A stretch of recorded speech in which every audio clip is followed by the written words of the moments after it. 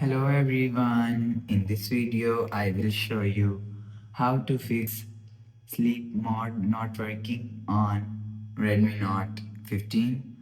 Let's start the video first of all. If you want to fix this problem, so restart phone, click power button and volume up button at the time. Restart phone. After restart phone, you will see your problem is solved. But if it's still not solved, go to app library. Scroll down and click on Settings app. Now in Setting, scroll down and click on More Creativity option. After click on More Creativity option, scroll down and click on Reset Settings. After click on Reset Setting, enter your phone pin and click on Next and click on OK.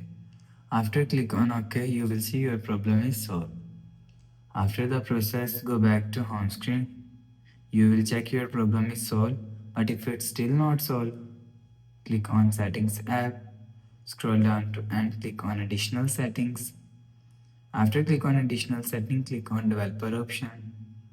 After click on Developer option, scroll down and search Media Setting from here. You will see, click on Media DIM setting and turn on.